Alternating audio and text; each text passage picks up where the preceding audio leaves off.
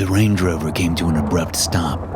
I looked up from my camera, which I'd been pointing out the front passenger window at the endless stretches of sandy hills, interspersed with the occasional rock formation. Small desert shrubs dotted the landscape under the beaming sunshine. "What is it?" I asked our guide, a humorous and easygoing Tunisian named Aziz. He was one of our guides for our expedition into Jebel National Park. I saw no humor in his eyes, and he didn't answer the question. He was staring out the windshield, down the dirt road that was little more than half-covered tire tracks through the desert. Following his gaze, I saw nothing at first, just more desert. But then distant movement caught my eye, and I lifted my sunglasses, squinting at the horizon. There was a vehicle out there, and it seemed to be moving toward us, kicking up a faint tail of dust in its wake. Aziz picked up his radio and spoke Arabic into it, communicating with the other guides in the vehicles behind us. Meanwhile, the distant vehicle got closer, and as it did, I could see it wasn't just one vehicle, but several. "What's going on?" Andy asked from the back seat. "I don't know," I said. Andy reached forward and grabbed my arm. I set my camera down and laid my right hand over hers. Aziz set the radio down and put the Range Rover into reverse. I twisted in my seat to see the two other rovers turning around behind us. "Who did you tell about this trip?" Aziz asked, looking into the rearview mirror at Andy as we headed the opposite way, now at the back of the small convoy. "Me?" Andy snapped. "Only the people I trust. Who did your people tell?" Aziz shook his head. "They must be coming for you." "How do we know they're coming for us at all?" I asked. "Couldn't they just be another tour?" "No other tours in the area," Aziz said. "Either they're poachers or they're coming to kidnap your wife. And I've never seen poachers driving armored vehicles before." "Armored vehicles?" I asked. "How can you tell?" He ignored my question. I turned to look back at Andy, still holding her hand. She was the daughter of a high-profile billionaire. And although we'd taken pains to keep that fact a secret for this and every other trip we took, it seemed that the word had gotten out. She had made her own way in the world, refusing to accept her father's money beyond college expenses. It was enough of a head start to have free college, she often said. And she'd been successful in her own right, although not anywhere close to her father's success.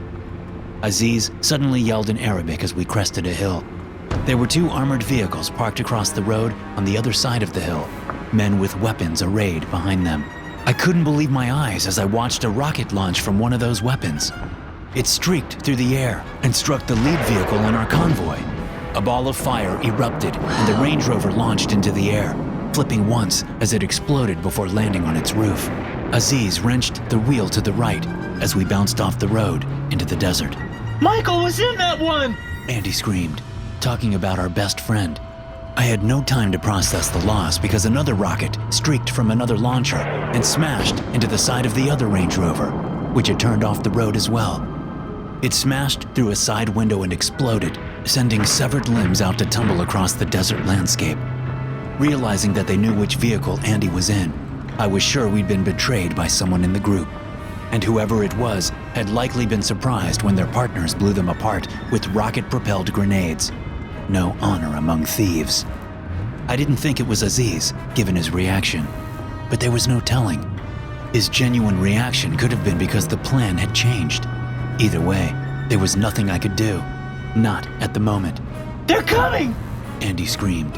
I looked out the side window and saw several vehicles speeding toward us, aiming to cut us off or make us turn back toward the people with the RPGs. There was a rock outcropping just ahead, and it looked as if Aziz was aiming right for it. A distant gunshot sounded, and the vehicle slewed as one of the back tires exploded. Aziz cursed in Arabic and hit the gas, fighting to keep control of the vehicle. "We must run into the rocks," he said. "It's our only chance." I didn't think it was much of a chance at all, but it was better than nothing. He slammed on the brakes as we came to the edge of the large rock formation, and the three of us bailed out of the vehicle quickly, darting into a crevasse.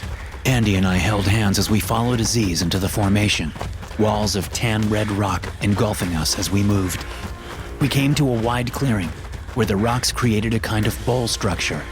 There were two ways to go, right and left. Straight ahead was what looked like a cave entrance, only there was something odd about it. What's that? Andy asked, pointing at the cave. As my eyes adjusted, I saw the top of the cave entrance looked smooth, like it had been bored out by a machine. I ran over and peered into the darkness. There was a staircase there, leading down into a dark area. Come on! I said. There's some kind of bunker here. Aziz looked nonplussed, but he came anyway. We hurried down the stairs and found ourselves outside a set of red-painted metal doors. They were heavy-duty and closed up tight. There were light fixtures overhead, but they were all dark. I reached out, grabbed one handle, and turned it, not thinking that it would actually open. But it did. As I pulled it all the way open, I jumped back when I saw a dead body affixed to the inside of the door. It was a man in a white lab coat who'd been killed by several long metal bolts through the body. His skin was rotting and he smelled foul. There was a mess of long-dried blood on the stone floor just inside the doorway. Shouting from up in the rock formation reached my ears. Let's go, I said, gesturing inside. Andy hesitated, but only just so. As she moved inside, she took out her phone and lit the flashlight. Aziz didn't want to go in at all. It's either take our chances in here or die out there, I said to him. He stuck his chin out and moved past me into the darkness beyond the open door. I pulled the door shut, but there was no manual locking mechanism that I could see in the light from Andy's phone. A dim red light blinked in the darkness to the right of the door. I pulled out my own phone and turned on the flashlight, shining it at the source of the red light. It was some kind of control panel with a keycard reader.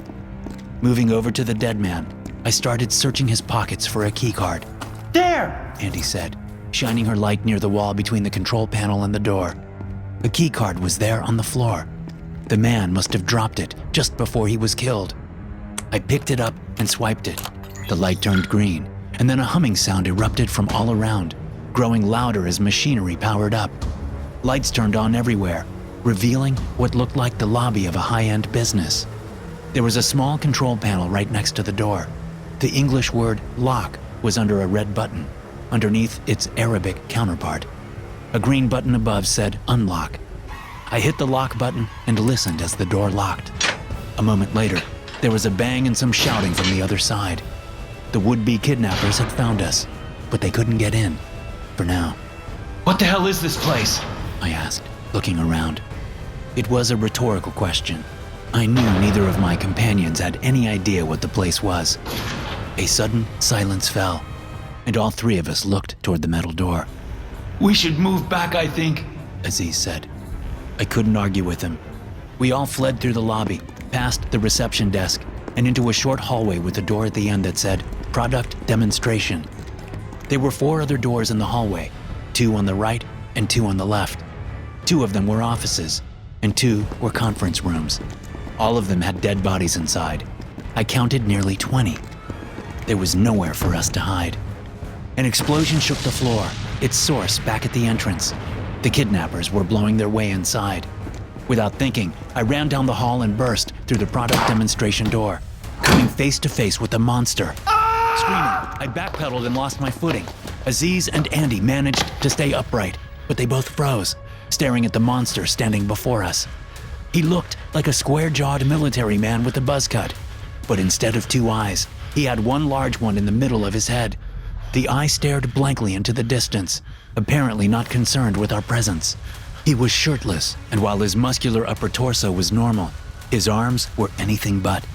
Some sort of weapon had been grafted into his right forearm, replacing his hand. His left hand was that of a machine, with metal fingers and joints. The creature or man or whatever he was made no move. He simply stood there, looking slightly haggard. And while his upper body seemed muscular, his stomach was thin, as though he was slowly starving to death. As I got to my feet, I glimpsed the inner workings of the weapon grafted to his right arm. I could see a piece of ammunition in the chamber, likely ready to fire. It was a bolt, exactly like the ones sticking through the dead man at the entrance door. Another explosion rocked the facility, bringing the 3 of us back to our senses. We ran past the statue-like creature and down a flight of metal stairs, into a cavernous room with blown-out cars and dinged-up metal targets made to look like men with guns.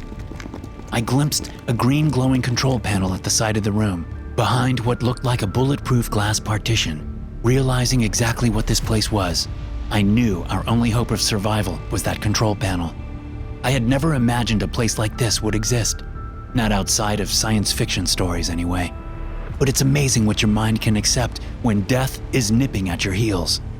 As I bolted toward the control panel, Aziz and Andy both ran after me, asking what I was doing. I didn't answer.